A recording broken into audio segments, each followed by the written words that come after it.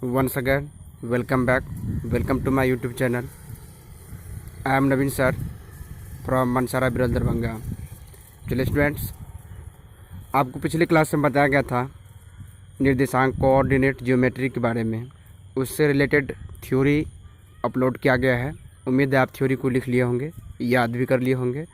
नहीं हो तो अप टू डेट होने के लिए थ्योरी को एक बार और देख लें।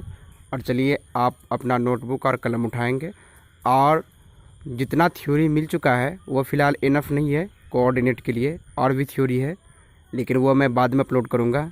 लेकिन तब तक जितना थ्योरी अपलोड किया गया उसके अकॉर्डिंग जो है कुछ न्यूमेरिकल्स बनाया गया है, बताया गया है।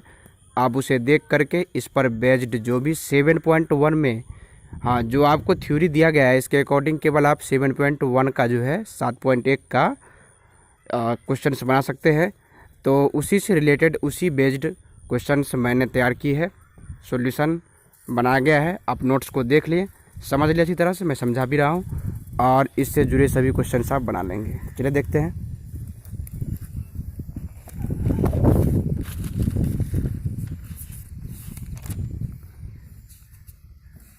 चलिए आप देख रहे हैं यहाँ। सबसे पहले मैं कुछ ऑब्जेक्टिव्स का क्वेश्चंस बता रहा हूँ आपको, आप ध्यान से देखें। मूल बिंदु का निर्देशांक ज्ञात करें। तो मूल बिंदु का निर्देशांक जो होता है वो 0 0 होता है। आप जो है अपने थ्योरी को भी प्लॉट करके फिर से देख सकते हैं। इसके बाद अगला क्वेश्चन से देखेंगे।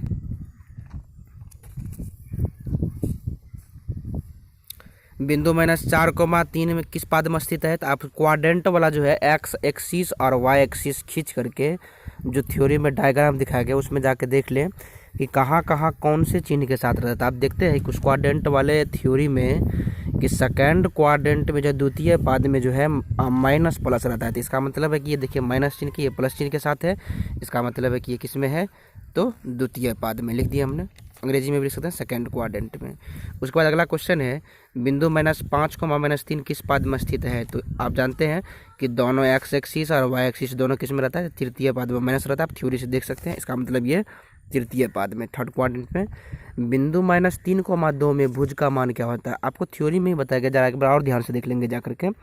एक्स अक्ष को भुज कहा जाता है और वाई अक्ष को कोटि कहा जाता है। इसमें भुज का मान पूछ रहा है। तो आपके पास किसी भी बिंदु में दो अक्ष रहेंगे, एक एक्स अक्ष दूसरा वाई अक्ष। इसमें एक्स अक्ष को भुज कहते हैं और वाई अक्ष को। तो एक्स अक्ष पहला होता है तो पहला मान कितना? -3। इसका मतलब भुज का मान -3। तो कोटि तो हमने पहले ही समझा था। दूसरा अगला क्वेश्चन पूछ ही रहा है वही कि बिंदु 5 और 2 में कोटि का मान क्या होगा? तो कोटि का मान कितना होगा? तो देखिए वाई का मान बताना है आपको। वाई एक्स का मान 2 है, 2 होगा। चलिए एक बार पूरा देख ले आप ध्यान से, समझ लिए हैं तो। चलिए इससे अगला देखेंगे टॉपिक्स। बिंदु युग्म 2,3 और 4,1 के बीच की दूरी ज्ञात करिए। आपके चैप्टर्स का पहला क्वेश्चन है। तो दोनों को लिख लेना है पहले। किस तरह से देखिए हम बता रहे हैं आपको।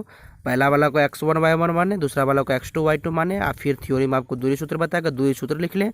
और जहाँ जहाँ जो मान x2 का मान मानता है, x2 का मान 4, x1 का मान 2, स्क्वायर है तो स्क्वायर दे, प्लस है तो प्लस दे, y2 का मान 1 और y1 का मान 3। 4 में से 2 घटाएंगे 2, 2 का स्क्वायर है, स्क्वायर दी हैं आप बीच में प्लस, और 1 में से 3 घटाएंगे तो -2 उसका स्क्वायर। ठीक, 2 का स्क्वायर करेंगे 4 और -2 का भी स्क्वायर करेंगे तो 4 4 4 8। 8 का आप रूट तोड़ेंगे, देख लो यहाँ पर तोड़ा गया है। 8 का रूट तोड़ेंगे तो 2 √ 2। इस तरह से आंसर आ गया। अब इससे आगे देखें। बिंदुओं A, B और -A -B के बीच की दूरी ज्ञात करना आपने। चलिए पिछले क्वेश्चन की तरह ही बनाए। पहले वाला को x1 y1 मान लें, दूसरे वाला को x2 y2, फिर वही दूरी सूत्र लिखें।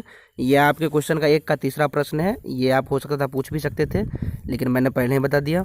अब दूरी सूत्र लिखे x2 - x1 का whole square plus y2 - y1 का होल स्क्वायर। बैठा दे x2 का मान और फिर x1 का मान। इसी तरह से स्क्वायर है, प्लस में y2 का मान -y1 का मान। -a और -1 जोड़ेंगे तो -2a स्क्वायर है, प्लस -b को तो -2b का होल स्क्वायर, -2b का होल स्क्वायर। अच्छा, -2 का स्क्वायर करेंगे तो 4 और 2 का फिर इसका a का स्क्वायर करेंगे a स्क्वायर, प्लस -2 का तो 4 और b का तो b स्क्वायर। 4 हमने कॉमन लिया तो a square plus b square post में बच रहा है ना। उसके बाद 4 को रूट से बाहर करेंगे तो 2 होगा और रूट में रह गया a स्क्वायर b स्क्वायर। आप सोच रहे होंगे ये भी तो स्क्वायर में क्यों टूटा? तो नहीं, ये अलग अलग है। अगर एक साथ में होल स्क्वायर में था तो टूटता है ये।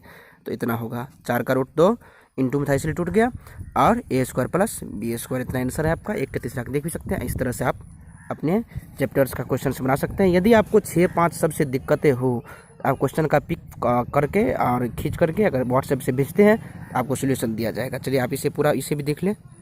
चलिए आई होप दैट वीडियो आपको अच्छा लगा होगा, आप समझे होंगे। चलिए क्वेश्चंस को डील्स करेंगे और आने वाली दिक्कतों को ज़रूर पूछेंगे। इस वीडियो में इतना ही। Take care, have a nice day.